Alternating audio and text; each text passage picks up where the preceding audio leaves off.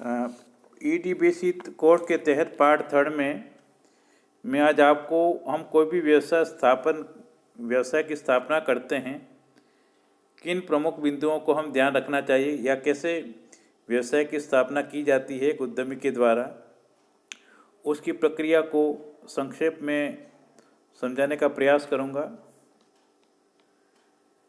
जो भी हम उद्यम या व्यवसाय स्थापित करते हैं, छोटे चरण ले लें तो उसमें कई चरण हो सकते हैं, परंतु हम बड़े बिंदुओं की तरफ बात करें तो उसके 7 प्रमुख बिंदु हो सकते हैं जिनके आधार पर हम एक व्यवसाय की स्थापना कर सकते हैं।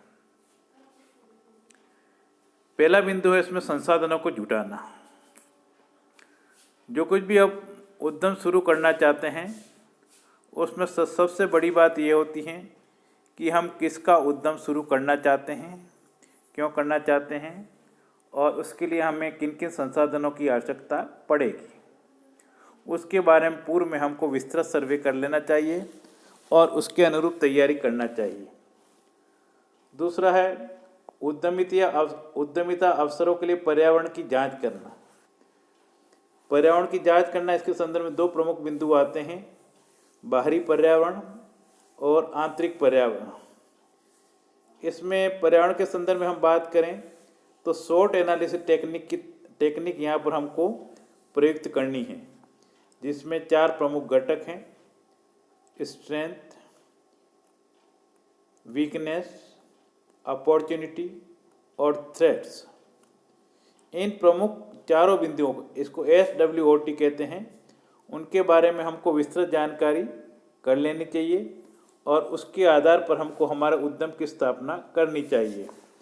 इन बिंदुओं के आधार पर हम उद्यम की स्थापना करेंगे तो हमारे सफलता की संभावना अधिक रहती है और हम आगे की तरफ हम पॉजिटिव सोच की तरफ बढ़ेंगे। तीसरा है उत्पाद या सेवा कल्पना का विकास।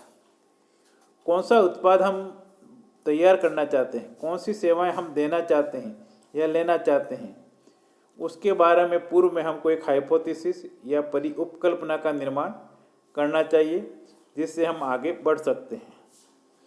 फिर है कल्पना की व्यावहारिकता का आकलन एवं व्यवसाय योजना तैयार करना।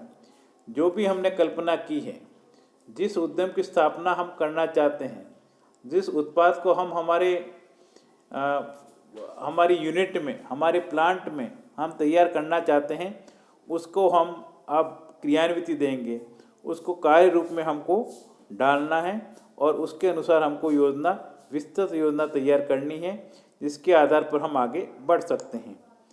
फिर है कोष प्रदान करने वाली इकाइयों का मूल्यांकन। कोष से यह तात्पर्य है कि जो हमको हमारे लिए या हमारे उद्यम के लिए धन की व्यवस्था करते हैं। हम हमारे उद्यम के लिए कितना धन हम स्वयं कर सकते हैं या कितना धन या कितनी राशि हमको अन्य संस्थानों से जो वित्तीय संस्थान हैं उससे वहाँ से हमको प्राप्त हो सकती हैं, उनका हम मूल्यांकन करें और उसके आधार पर इकाई का आकार तय करें कि हम इतनी इकाई का हम मैनेज कर सकते हैं। फिर है परियोजना का निर्धारण है एवं उस पर कार्य प्रारंभ करना। इसके अतिरिक्त हम परियोजना का निर्धारण पूर्व में कर लें और उसी के अनुसार जो हमने परियोजना का निर्धारण किया है उसके आधार पर कार्य समय पर शुरू कर दें, ताकि उसको हम आगे बढ़ा सकते हैं। फिर है लास्ट चरण है विकास का निर्णय एवं उसका प्रबंधन। जो भी हमने अभी तक इन विभिन्न चरणों से गुजरे हैं, इसके अनुसार उसको हम विकास की तरफ मोड़ें या हम उसका निर्णय लें कि अब हमको इस प्रकार की एक यूनिट तय करनी है, लगानी है और उसका फ़ायदा या लाभ हमको लेना है। ये प्रमुख चरण हम अगर एक उद्यम में पूर्व में इनका विश्लेषण कर लें, स्वॉट एनालिसिस का विश्लेषण कर दें, तो वह प्रभावी रूप से एक उद्यम की स्थापना कर सकता है और भविष्य में धनात्मक सोच की तरफ या पॉजिटिव एटीट्यूड की तरफ वह आगे बढ़ सकता है। इन प्रमुख बिंदुओं को एक विद्यार्थियों को ध्यान में रखना चाहिए जब भी वह उद्यमिता के क्षेत्र में आगे बढ़ता है, चाहे वह अपना स्वयं का उद्यम लगाए, चाहे कहीं उद्यमिता के क्षेत्र में भी अपनी सेवाएं देता है, तो वह प्रबंधक को भी अपने सुझावों से अवगत करा सकता है, ताकि प्रभावी रूप से उसका उद्यम आगे बढ़ सके और सफलता के और लाभ पहुँचे। धन्यवाद।